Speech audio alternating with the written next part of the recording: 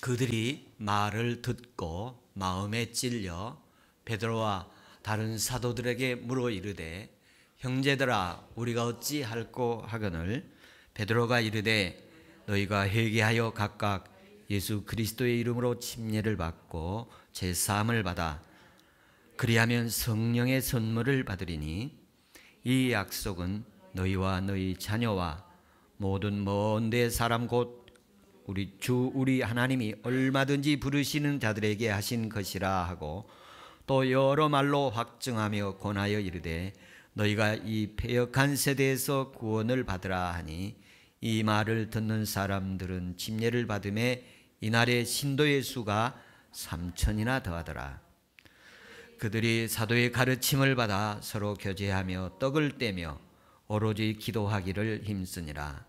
사람마다 두려워하는데 사도들로 말미암아 기사와 표적이 많이 나타나니 믿는 사람들이 다 함께 있어 모든 물건을 서로 통용하고 또 재산과 소유를 팔아 각 사람의 필요를 따라 나누어 주며 날마다 마음을 같이하여 성전에 모이기를 힘쓰고 집에서 떡을 떼며 기쁨과 순전한 마음으로 음식을 먹고 하나님을 찬미하며 또 온 백성에게 칭송을 받으며 주께서 구원받는 사람을 날마다 더하게 하시니라.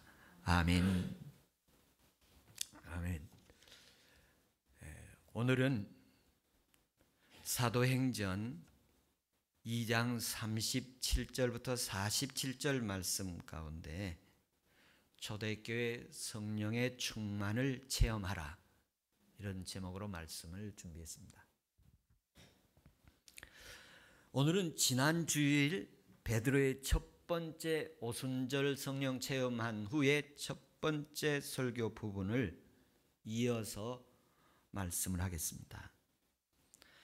오순절 성령을 체험한 베드로는 성곽에 나가서 예루살렘 사람들에게 예수 그리스도의 죽으심과 부활, 승천, 성령의 다시 오심에 대해서 증거하셨습니다.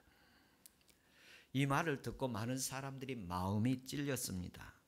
그리고 침례를 받고 회개하고 침례를 받고 제사함을 받고 성령의 선물로 받아서 예수 그리스도를 영접한 사람이 이날 숫자가 3,000명이라고 이렇게 기록되어 있습니다.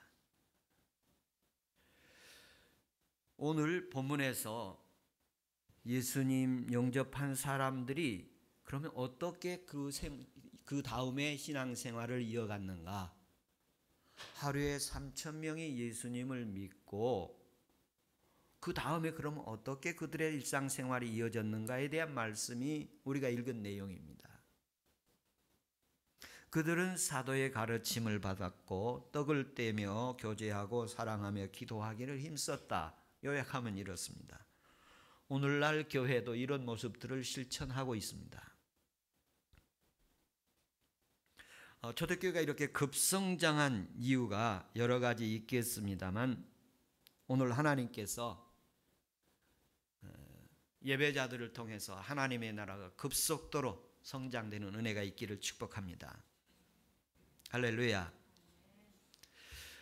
첫 번째 42절 43절에 보면 그들이 사도의 가르침을 받아 서로 교제하며 떡을 떼며 오로지 기도하기를 힘썼다.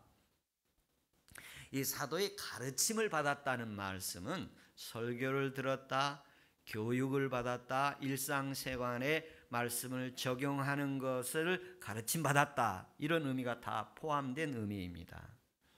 베드로의 설교의 핵심은 주는 너희가 십자가에 못 박인 예수를 하나님이 주와 그리스도가 되게 하셨다. 이게 그 베드로 설교의 핵심이에요. 그런데 그 말을 듣고 사람들의 마음에 찔렸어요. 마음에 찔렸다. 그래서 사도들에게 물어봤습니다. 우리가 어떻게 하면 좋겠습니까? 이렇게 물어봅니다.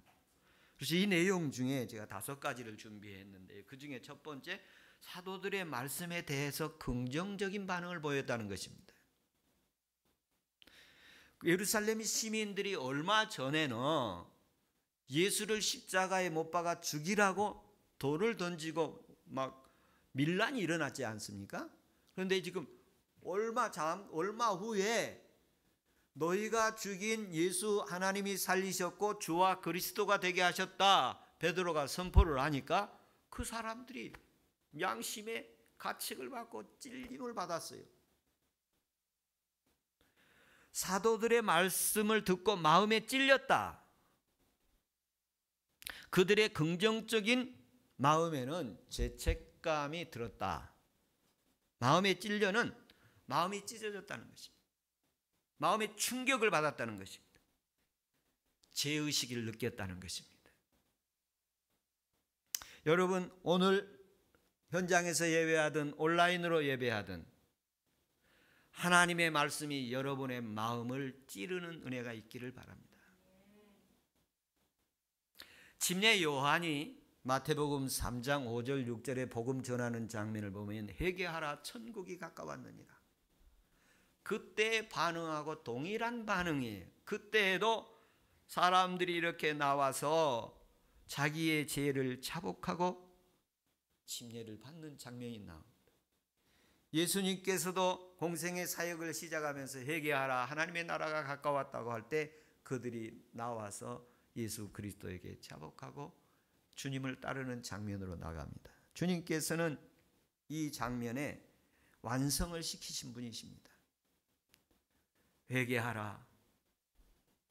그리고 하나님의 나라가 가까웠다고 복음을 전할 때 그들이 어찌할꼬 회개하면서 예수님께 나와 침례를 받고 그리고 제사함을 받는 역사들을 경험합니다. 오늘 말씀 중에 예배자들이 마음이 찢어지고 충격을 받고 죄의식을 느끼고 양심의 가책을 느끼고 그 찢어진 마음 하나님이 고쳐주시고 싸매주시고 충격받은 마음 믿음 주시고 죄의식 가진 마음에 용서함 주시는 은혜가 있기를 축복합니다. 할렐루야. 예수님께서 옆구리에 창이 찔리지 않습니까? 십자가에서 창이 찔리지 않습니까? 오늘 하나님께서 성령으로 말씀으로 여러분의 양심의 가슴에 말씀으로 창을 찔러 주시는 큰 은혜가 있기를 바랍니다. 그래서 우리의 피가 쏟아지고 우리의 물이 쏟아지고 예수 그리스도의 속죄함이 알아지고 예수님 그리스도의 십자가의 보혈이 덮여지고 덧입는 은혜가 있기를 축복합니다. 이렇게 긍정적인 반응을 할 수 있습니다. 그런가 하면 이를 갈면서 부정적 공격적인 반응을 할 수도 있습니다. 스데반이 설교할 때 설교 들은 사람도 똑같이 마음에 찔렸습니다. 그런데 그들의 반응은 이를 갈며 돌을 던졌습니다.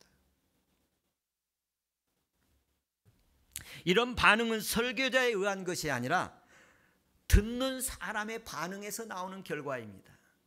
그 반응의 결과에 대해서 설교자가 책임지는 게 아니라 듣는 청중이 책임지도록 되어 있습니다. 듣는 사람에게서 일어나는 반응이에요. 동일한 설교를 듣고도 어떤 사람은 마음에 찔려서 회개하고 용서를 구하고 하나님 앞에 구원을 받는가 하면 어떤 사람은 이를 갈며 돌을 던져서 믿음의 사람을 죽이는 일도 나오게 됩니다. 저와 여러분의 일생에 살아가는 동안에 하나님의 말씀 앞에서 긍정적 반응이 언제나 앞장서기를 축복합니다. 하나님의 말씀을 듣고 이런 반응이 나올 수도 있고 저런 반응이 나올 수도 있습니다만 오순절 베드로의 설교를 듣고 청중들은 긍정적인 반응을 보였습니다. 일생 동안 말씀을 듣고 오늘 가장 긍정적인 반응 보이기를 축복합니다. 사도들이 말합니다. 11사도가 옆에 섰습니다. 그리고 베드로가 가운데 서서 설교를 합니다. 여러분이 십자가에 못 박은 예수 하나님이 살리셨습니다. 그리고 그분을 주와 그리스도가 되게 하셨습니다. 이 말씀 앞에 주여 나를 위해서 내가 예수님 옆구리 짱을 찔렸군요. 나 때문에 예수님이 죽으셨군요. 예수님의 피로 내가 살림을 받았군요 하면서 내 심령 속에 영혼의 반응이 있기를 축복합니다. 그런가 하면 그들은 해결책을 요청합니다. 37절에 보면 베드로와 다른 사도들에게 물어 이르되 형제들아 우리가 어찌할꼬? 형제들아 우리가 어찌할까? 그럼 우리가 어떻게 해야 합니까? 성령 충만한 사도들의 가르침을 받은 예루살렘 시민들이 긍정적인 반응을 보이는데 십자가에 못 박은 예수에 대해서 객관적 사실을 전했어요. 너희가 죽인 예수 하나님이 살리셨다. 그리고 주와 그리스도가 되게 하셨다. 그랬더니 그들이 어찌할꼬? 그럼 우리가 어떻게 해야 됩니까? 내가 예수님 죽였다고 말씀하시는데 그러면 제가 어떻게 해야 됩니까? 주와 그리스도가 되게 됐다는 말 가운데는 부활하신 예수님의 존재에 대한 가장 핵심적 존칭이에요. 주와 그리스도가 됐다는 말은 예수님이 십자가에 죽으셨다 무덤에 장사되었다가 3일 만에 부활했다는 명칭이에요. 주님은 그리스도가 되셨는데 부활하셔서 되셨다는 거예요. 그래서 이 사실을 그들에게 가르쳐 줍니다. 사도들이 긍정적으로 받아들일 때에 해결 방안을 물을 때에 그들에게 해결책을 제시합니다. 해결책을 제시하는데 추가적 요청을 합니다. 어떤 추가적 요청을 하느냐면 38절에 베드로가 이르되 너희가 회개하여 각각 예수 그리스도의 이름으로 침례를 받고 제사함을 받으라. 그리하면 성령의 선물을 받으리라. 세 가지를 요청하는데요. 그러면 하나를 주겠다는 것이고 하나는 회개하라는 것입니다. 이건 주님 명령형이었어요. 이건 내가 듣고 안 듣고 아니라 들어야 되는 거예요. 우리 인생은 하나님 앞에 누구든지 다 돌아와야 합니다. 호세아서 6장 1절에 보면 오라 우리가 여호와께로 돌아가자. 여호와께로 돌아가자. 회개는 하나님께로 돌아가는 것입니다. 우리 모든 인생은 누구든지 하나님께로 돌아가야 합니다. 저와 여러분이 하나님께로 오늘 돌아왔습니다. 하나님 보좌 앞에 돌아왔습니다. 하나님의 집으로 돌아왔습니다. 우리 앞에 하나님 계십니다. 하나님 보좌 앞에 우리가 돌아왔습니다. 너희가 회개하라. 하나님께 돌아오라. 여러분 돌아오셨습니까? 몸이 돌아왔습니다. 마음도 돌아오고 영도 돌아오고 생각도 돌아오고 감정도 돌아오고 정신도 돌아오고 믿음도 돌아오기를 축복합니다. 그리고 침례를 받으라. 예수 그리스도의 이름으로 침례를 받으라. 공개적으로 공식적으로 그리스도를 인정하라는 것입니다. 나는 예수 그리스도를 믿는 사람입니다. 아멘이십니까? 속으로 하셨습니까? 공개적으로 요청하기를 원합니다. 침례를 받는 것은 예수 그리스도를 믿는다는 것을 공개적으로 시인하고 고백하는 것입니다. 사람 앞에서 내 이름을 부인하면 나도 너를 부인할 것이요 사람들 앞에서 나를 시인하면 내가 너를 어디서든지 너를 시인하리라. 우리 주님이 직접 하신 말씀이 있습니다. 예배 중에 예수님은 나의 주요 그리스도라고 시인하기를 축복합니다. 아멘. 제사함을 받으라. 예수 그리스도가 나의 죄를 위해서 십자가에 죽으신 것을 믿으면 하나님께서 주권적으로 주시는 은혜를 받으면 믿음으로 구원 얻게 될 줄로 믿고 제사함을 받아 하나님의 자녀가 될 줄로 믿습니다.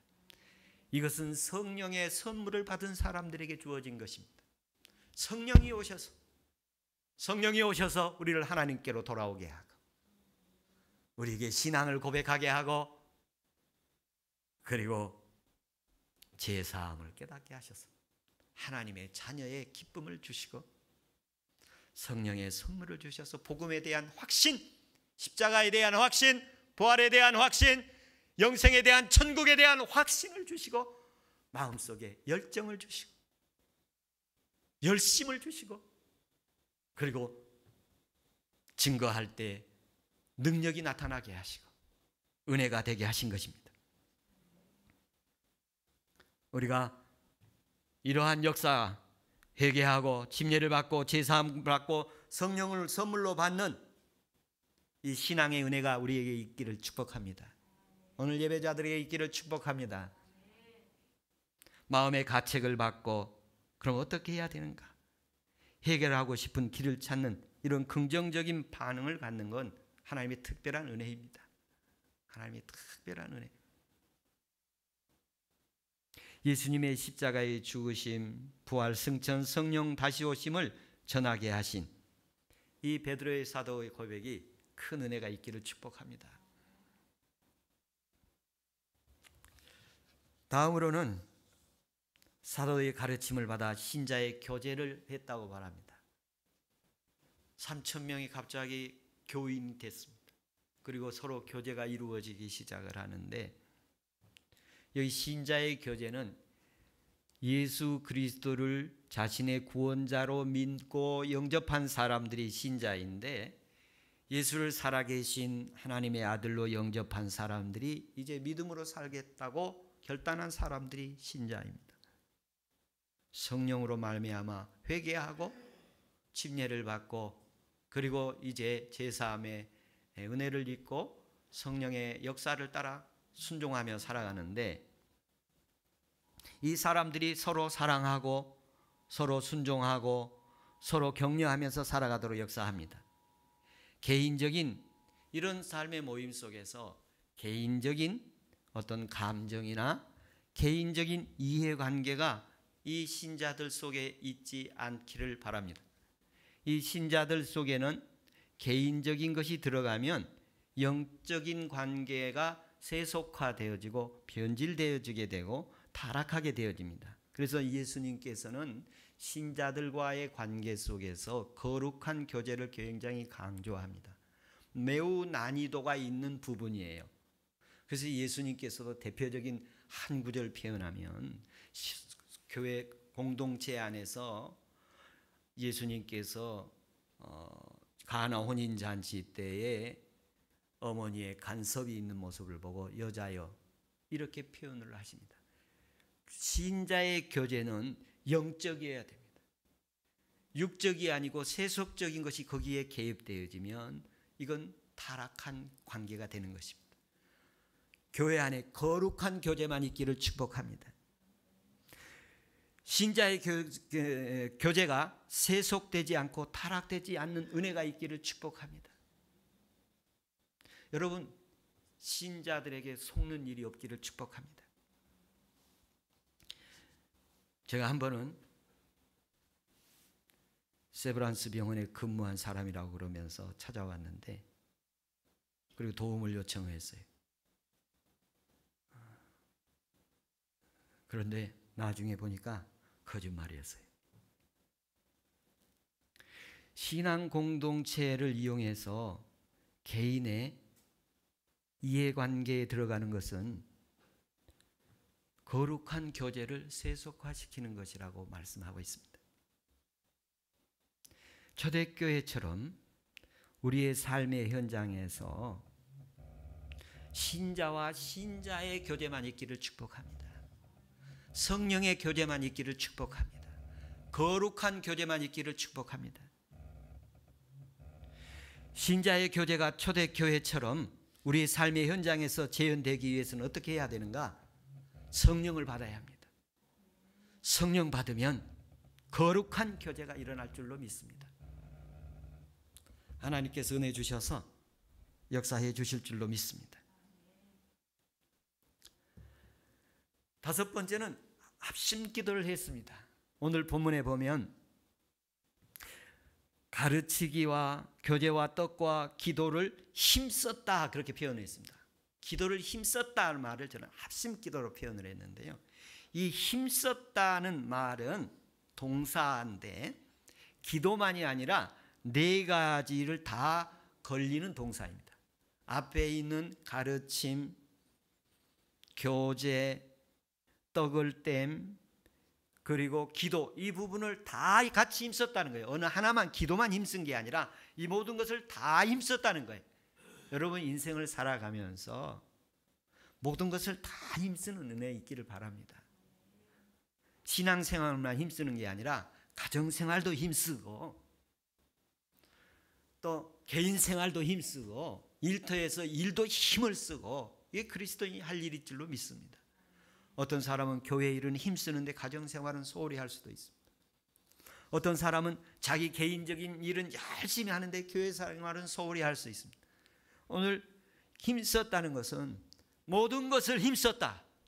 오늘 그 중에 기도에 힘썼다는 말 가운데 좀 강조를 하면 사도행전 1장 14절에서도 동일한 말이 나옵니다.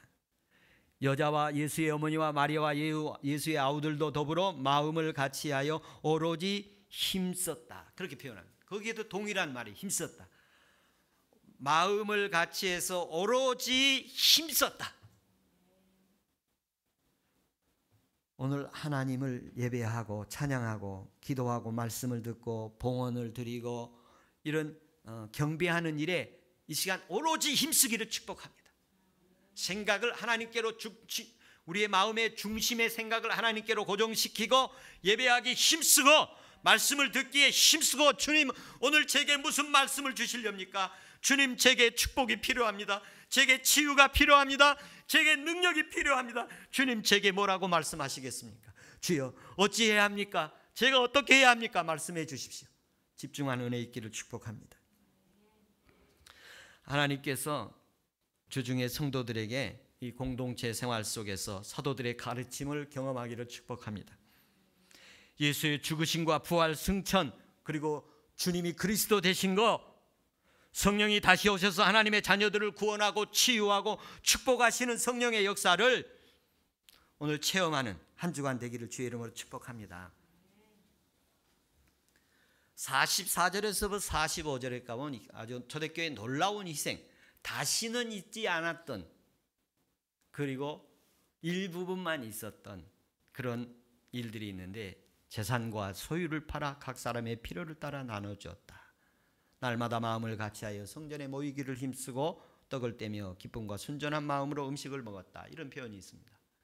이 말씀 가운데서 초대교회 공동체 생활의 신자들의 희생적인 실천을 볼 수 있는데 그중에 여기에 핵심적인 단어는 소유를 팔아 하나님께 드렸다는 것입니다. 예전에 1970년대 60년대에 교회 건축할 때 보면 성도들이 집을 팔아서 전세를 가고 건축 헌금을 하는 일들이 많이 있었습니다. 그런데 근래에는 그런 일들이 많이 적어짐을 볼 수 있습니다. 있는 것을 자기에게 있는 것을 좀 드리는 게 아니에요. 자기가 가지고 있는 것을 팔아서 주님께 드렸어요. 제가 이 말씀을 보면서 이 말씀을 성도들에게 오늘 하면 어떤 일이 일어날까 기대가 되기도 하고 걱정이 되기도 하고 그래서 제가 믿음을 얼마나 낮췄는가를 제가 시험하면서 제 시험이 여러분 이번 주에 분명히 팔아서 주님께 드려야 됩니다. 소유를 팔아 드려야 돼요. 그러면 초대교회 경험을 하게 될 거예요. 아멘이 그렇게 많이 나오지는 않아요. 그래서 제가 믿음이 얼마나 떨어졌는가 보세요. 소유를 팔으라고 그랬잖아요. 팔긴 팔아야 돼. 그러면 우리 주일학교 어린이들에게 뭘 팔라고 노래를 가르쳤지요? 소 팔고 냉장고 팔고 그래서 밭을 사라고 찬송을 옛날에 가르쳤던 게 생각이 나요. 그런 찬양이 있지 않습니까? 소 팔고 냉장고 팔아 진주가 감춰져 있는 밭을 사라. 이게 주님의 말씀이었잖아요. 그러면 지금 우리가 팔 것이 뭐가 있는가? 내가 팔 게 뭐가 있는가? 그래서 제가 믿음이 얼마나 떨어졌느냐 하면 어디다 팔 수가 있을까? 뭘 팔아야 될 거니까 요즘에 당근에 팔면 되겠다. 당근에 팔면 팔 수 있지. 그래서 여러분 이번 주에 팔 거 없으면 쓰다 안 쓰는 거 이렇게 오래된 것들 당근에 팔아서라도 주님께 한번 드려보십시오. 그러면 초대교회 놀라운 역사를 경험하게 될 줄로 믿습니다. 여러분 소유를 팔아 내 소유를 팔아 드렸던 초대교회가 성령을 체험하게 되어집니다. 자기 인생을 주님께 완전히 맡긴 사람도 나오기를 바라고 자기 생명을 주님께 맡긴 사람도 나오고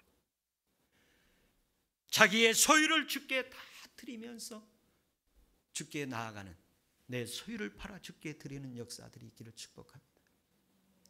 어떤 사람은 자신의 소유를 팔아 일부를 드린 사람도 있고 전부를 드린 사람도 있고 여러 모습이 나타날 텐데 초대교회는 자기의 소유를 팔아드렸어요.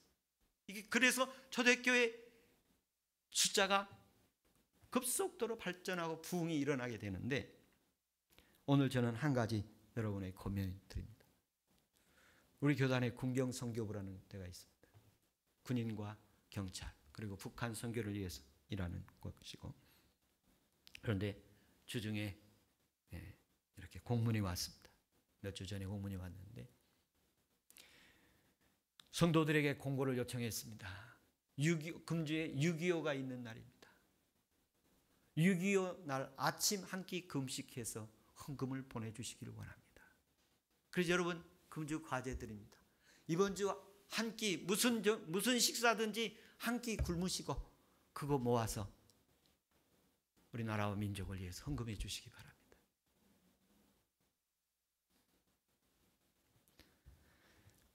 사랑하는 성도들이요, 말씀을 그대로 실천하면 초대교회처럼 성령의 역사가 일어날 줄로 믿습니다. 초대교회 성령 충만을 체험하는 은혜가 있기를 바랍니다. 날마다 성전에 모이기를 힘썼습니다. 46절 7절에 보면 날마다 성전에 모이기를 힘썼습니다. 제가 이 말씀을 보면서 또 갈등이 일어났어요. 요즘에 제가 정신분석 전문가를 한번 만난 적이 있습니다. 그분과의 대화 가운데 우리 사회가 코로나로 인해서 조각난 삶을 살아가고 있다고 했습니다. 식사를 할 때도 다 조각조각 내놨지 않았습니까? 예배 드릴 때도 우리도 다 조각 내놨습니다. 그래서 우리 사회가 이 조각난 사회가 되었는데, 이 사회가 앞으로 진행되어질 사회에서 유익할지 아니면 유익하지 않을지는 아직 모르겠지만 분명한 것은 우리 사회를 조각 내놓았다 하는 것입니다.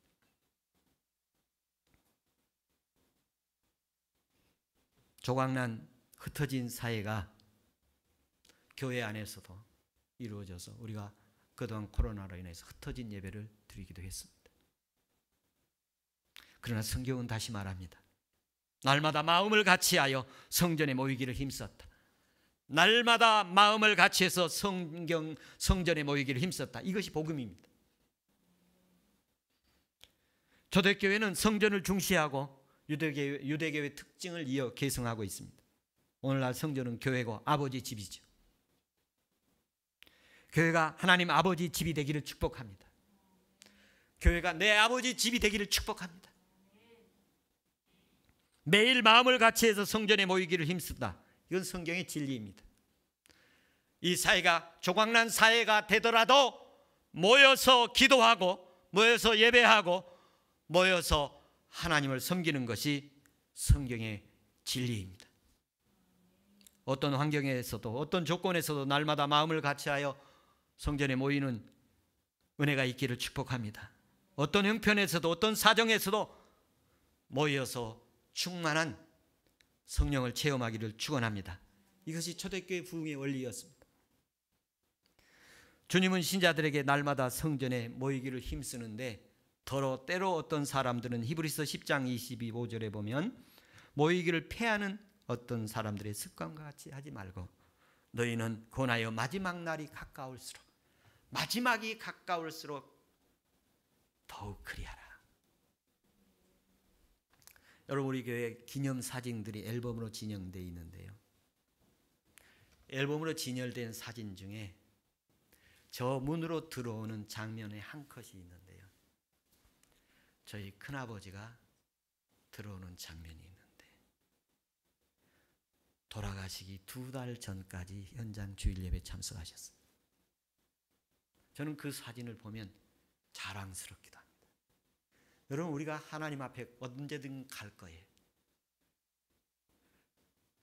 직전 주일까지 하나님께서 예배하다가 주님 나라 가면 영광스러울 줄로 믿습니다.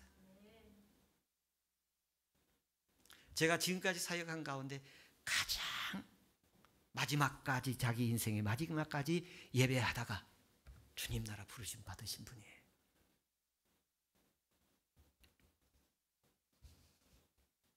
집에서 떡을 떼며 기쁜 순전한 마음으로 음식을 먹고. 이 말씀은 우리 음식 식사가 아니라 주의 만찬을 의미합니다. 주의 만찬을 기쁨으로 감사함으로 들을 수 있기를 바랍니다. 이것은 예수님이 나를 위해서 속죄함을 주기 위해서 흘리신 피요, 이 떡은 나에게 영생을 주는 양식이라고 고백하면서 기쁨으로 주의 만찬을 드는 은혜가 있기를 축복합니다. 초대교회는 성령 충만을 체험하게 되는데 하나님을 찬양했습니다. 여러분, 전심으로 하나님을 찬양하기를 축복합니다. 온몸으로 찬양하기를 축복합니다. 진심으로 하나님을 찬양하기를 축복합니다. 그 모습을 옆에서 보면 은혜 되기를 축복합니다. 집에서 또 일상생활에서 아무리 좋은 일이 있었더라도, 아무리 나쁜 일이 있었더라도 다 내려놓고 하나님만 바라보며 찬양하고, 하나님만 바라보며 기도하고, 하나님만 바라보며 나아가는 예배 되기를 축복합니다. 그런 모습 보면 얼마나 아름답고 은혜가 됩니까? 그래서 초대교회가 폭발적인 부흥이 일어나는데요, 47절에 보면 날마다 구원받는 사람이 있었습니다. 41절에 보면 침례를 받은 사람이 3,000명이 됐어요. 제가 그래서 이 3,000명이 며칠 만에 됐는가를 찾아보니까 이날에 하루에 3,000명, 날마다 구원받는 사람이 늘어나서 4장 4절에 보니까 남자의 수가 약 5,000명이더라, 그렇게 표현되어 있어요. 사도행전 2장에서 시작한 부흥이 4장에 가니까 5,000명이 되었습니다. 그래서 예루살렘 교회가 약 2만 명이 되었을 것이다, 그렇게 얘기들 합니다. 이런 급속도로 부흥이 어떤 부흥이냐면, 그 먼저 부흥 가운데 영적인 부흥이 있어야 합니다. 심령의 부흥이 있어야 됩니다. 사람의 부흥이 아니라, 숫자의 부흥이 아니라 우리 예배자들의 영적 내면이 하나님의 거룩한 성령이 임해야 합니다. 그리고 거기에서 부흥이 일어나야 됩니다. 이것이 없이 수만 명이 부를지라도 환란이 한 번 오면 싹 흩어져 버립니다. 시험이 하면 다 무너집니다. 그러나 성령이 임하고 주님의 십자가가 굳건히 박혀있고 부활의 주님이 날개를 달면 그 사람은 환란이 와도 풍랑이 와도 어떤 폭풍이 오더라도 든든히 흔들리지 않고 지켜 서 있을 것입니다. 교회 기둥이 될 것이고, 복음의 기둥이 될 것이고, 하나님 나라의 기둥이 될 것입니다. 먼저 우리 내면에 영적 부흥이 있기를 축복합니다. 성경의 지식과 예배의 경험이 늘어나는 것이 아니라 성령 체험이 늘어나기를 축복합니다. 말씀의 체험, 이 말씀이 살아계신 하나님의 말씀으로 체험되는 은혜가 있기를 축복합니다. 그래서 있는 재산 팔아도 아깝지가 않아요. 여러분, 주일날 헌금하십니다. 여러분, 영화관에 요즘 영화 얼마인지, 저 값이 얼마인지 모르겠습니다.